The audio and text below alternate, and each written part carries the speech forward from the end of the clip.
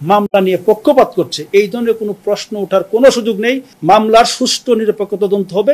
Block red যেটি পরিচালনা করা হচ্ছে সেই ব্লক রেড পরিচালনার ক্ষেত্রে যেন কোনো ধরনের সাধারণ মানুষ, আমি শুধুমাত্র সাধারণ শিক্ষার্থী বলছি না, একেবারে সাধারণ শিক্ষার্থী সহ কোনো সাধারণ মানুষ, নিরপরাধ মানুষ যারা এই ধরনের নাশকতার সঙ্গে সম্পৃক্ততা নেই তাদেরকে বিন্দু পরিমাণ যেন কোনো ধরনের হয়রানি করার কোনো সুযোগ নেই। পুলিশ কমিশনার স্যারের স্পষ্ট নির্দেশনা রয়েছে।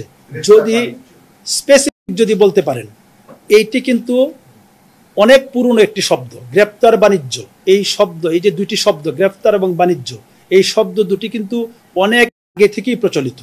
কাজেই পুলিশ কমিশনার স্যার যেদিন থেকেই এই ব্লক রেডের নির্দেশ দিয়েছেন সেদিন থেকেই পুলিশ কমিশনার স্যার কিন্তু এই দুটি শব্দের ব্যাপারে অত্যন্ত সতর্ক রয়েছেন।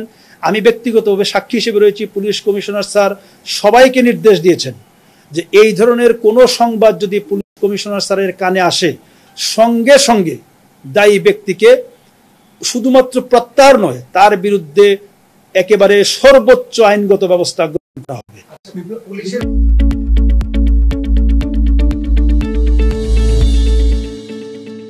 এখন পর্যন্ত 52 বা 53টি হত্যা মামলা দায়ের করা হয়েছে। এর কিছু মামলা দায়ের করা হয়েছে যারা বাদী পক্ষ হচ্ছে সাধারণ মানুষ, যারা তারা বাদী হয়েছে। আর কিছু মামলা বাদীরা যদি কেউ না করে রাষ্ট্রের পক্ষে পুলিশ বাদী হয়েছে। সো এই পর্যন্ত আমার জানা মতে 53টি মামলা রুজু করা হয়েছে বিভিন্ন থানায়, 302 ধারায়, যেগুলি হত্যাকাণ্ডের ধারায়। এটার মধ্যে সাধারণ মানুষও রয়েছে, আবার পুলিশের পক্ষ থেকে বাদী করেছে। সেইগুলির পুলিশ কমিশনার স্যারের শতভাগ, মানে একেবারে 100% নির্দেশ যেটি রয়েছে যে একেবারে সুষ্ঠু এবং নিরপেক্ষ তদন্ত করা হবে, কোনো ধরনের বায়াসনেস এখানে হবে না। হত্যাকাণ্ড অবশ্যই দুঃখজনক, যে কোনো হত্যাকাণ্ড অবশ্যই দুঃখজনক। আমরা কেউ কোনো মৃত্যু প্রত্যাশা করি না। ঢাকা মেট্রোপলিটন পুলিশ কোনো মৃত্যু প্রত্যাশা করে না। এবং যেই মামলাগুলি আমাদের 50টি থানায় যেখানে রুজু করা হয়েছে, প্রত্যেকটি মামলার শতভাগ সুষ্ঠু এবং নিরপেক্ষ তদন্ত হবে। পুলিশ কমিশনার স্যার ব্যক্তিগতভাবে সেই মামলাগুলি কিন্তু তদারকি করবেন এবং সিনিয়র অফিসারদেরকে সেখানে কিন্তু সারাক্ষণ মনিটরিং এর জন্য ইতিমধ্যে নির্দেশ দেওয়া হয়েছে।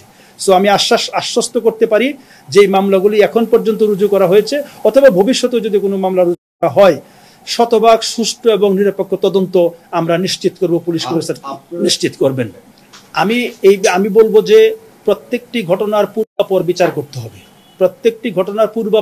করতে হবে, যে কোন প্রেক্ষাপটে আমাদের কোনো সদস্য যদি গুলি করে থাকে, কোন প্রেক্ষাপটে গুলি করেছে, সেগুলি আমাদের যখন পুলিশ কমিশনার স্যার এগুলি নিয়ে আলোচনা করবেন। কিন্তু আমি যেটি বলেছি, যেটি অফিসিয়াল মামলা হয়েছে, শুধুমাত্র হত্যা মামলা না, হত্যা মামলা ছাড়াও তো আরো শত মামলা রুজু করা হয়েছে।